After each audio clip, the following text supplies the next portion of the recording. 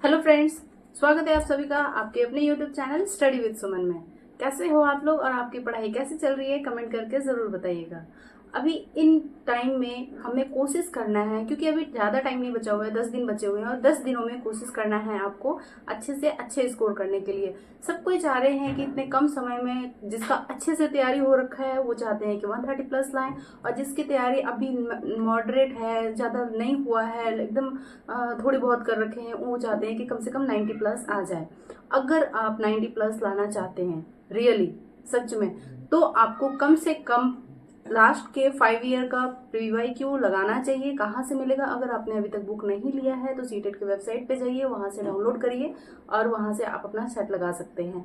ठीक है, इतना कर लेंगे आप बचे हुए 10 दिनों में, तो आपका जरूर जरूर जरूर 90 प्लस स्कोर होगा। फॉर्म भर दिए हो, फॉर्म भरने के बाद पेपर देने तो जाना ही है, तो इन 10 दिनों में आप अपना जी जान लगा करके आप अपना पढ़ाई कीजिए। PYQ को मत छोड़िए।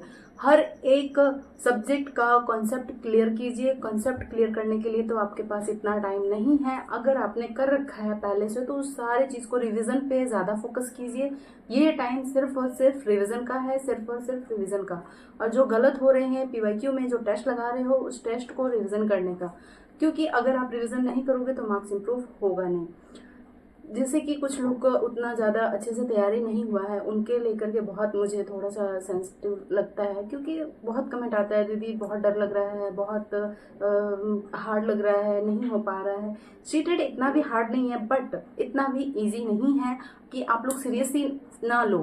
क्योंकि आप लोग अगर अभी तक में सीटेट का कुछ भी क्लियर नहीं कर पाए हो, अगर आपके CDP में 18 आ रहे हैं, 15 आ रहे हैं, तो आपने जीरो, क्योंकि उसको आपने जीरो समझा हुआ है। आप लोग को लगता है कि सीटेट इजी है, इतना भी इजी नहीं है कि आप बिना पढ़े जाओगे और पेपर क्लियर हो जाएगा। फिर आप बोलोगे दूसरा अटेम्प्ट है, तीसरा अटेम्प्ट है, चौथा अटेम्प्ट है। क्यों अटेम्प्ट करना बार बार? एक ही बार में क्लियर करने की कोशिश कीजिए। इसके लिए जितने बचे हुए टाइम है, नहीं पता कि आपने पीछे कितना तैयारी किया है।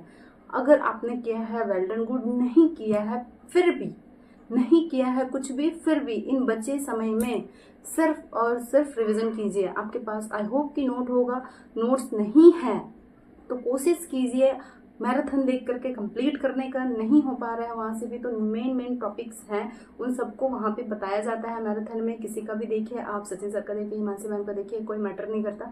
आप सबका देखने से बेटर है किसी एक का देखिए।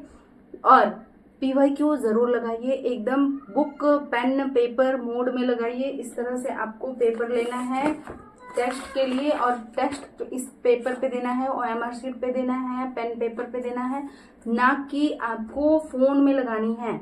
अगर आपका SSC का एग्जाम होता, बैंकिंग का एग्जाम होता, कोई भी अदर ऑनलाइन एग्जाम होती, तो मैं बोलती कि आप ऑनलाइन फॉर्म में टेस्ट दो।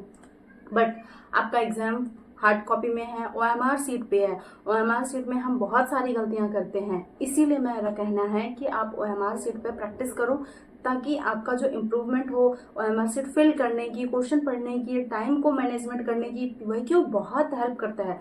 PYQ सिर्फ और सिर्फ क्वेश्चंस को इम्प्रूव नहीं करता है। PYQ लगाने का मतलब है कि 70% क्वेश्चन एज इट इज आ रहा है, तो आपने क्वेश्चन सॉल्व कर लेना है। स्पीड में वो इसका स्पीड बढ़ाएगा, ठीक है, रीडिंग करने की कैपेसिटी बढ़ाता है, एक्यूरेसी बढ़ाती है, टाइम मैनेजमेंट करती है। क्वेश्चन तो एज इट इज आता है वो अलग है। और लैंग्वेज का जो आपको पेडागोगी में डाउट है, लैंग्वेज 1 लैंग्वेज 2 का जो अगर आपका 2 हार्ड है तो लैंग्वेज 1 का आप देख सकते हैं उसका मिसमैच करके। तो इस तरह से आप यूज करिए लैंग्वेज का पेडागोगी। लैंग्वेज 2 का पेडागोगी अगर हार्ड लग रहा है तो आप कोशिश करिए लैंग्वेज 2 का पेडागोगी नहीं पढ़ने का, 1 का सॉल्व करिए और दूसरा हिंदी वाला सॉल्व करिए। इंग्लिश और हिंदी को कंपेयर कर लीजिएगा। Paper 2 Hindi, paper 2 English, only pedagogy match करती है। तो आप इन सब ट्रिक को फॉलो कर करके आप अपना मार्क्स इंप्रूव कर सकते हैं। सबसे बेस्ट तरीका है इन दिनों में नेगेटिव पॉजिटिव वर्ड को अपना हथियार बनाइए, क्योंकि नेगेटिव पॉजिटिव वर्ड फ्री के मार्क्स देखे जाते हैं। क्योंकि केवल ओनली बच्चे की गलतियां, ये सारे वाले जो सेंटेंस होते हैं, रट्टा लगाने वाले सेंटेंस, स्टैंडर्डाइज वाले सेंटेंस जो ऊपर में आपको जो ऑप्शन में दिखेंगे, ये सारे चीज आपको आंसर को गलत करने में, एलिमिनेट करने में और सही आंसर को फाइंड करने में बहुत हेल्प करता है। इन सब चीजों को एकदम पकड़ के रखिए, जकड़ के रखिए। और 2 जब ऑप्शन बचेंगे लास्ट में, तो उनमें से देखिएगा कि बच्चा किस में एक्टिव है। उसके बावजूद अगर कहीं पे आपको दिक्कत होता है तो मैं हूँ यहाँ पे, आप मेरा चैनल सब्सक्राइब करके रख सकते हैं। वहाँ पे आप कमेंट करिए, मैं आपको हेल्प करने के लिए तैयार हूँ। मैं मिलती हूँ लाइव में डेली, और आज नहीं आ पाई थी किसी कारण की वजह से, थोड़ा सा बिजी थी, लेकिन मैं डेली आती हूँ। ठीक है, आप कमेंट करिएगा, कोई भी डाउट होता है तो। मिलते हैं अगली वीडियो में, आज के लिए बस इतना ही। Thank you.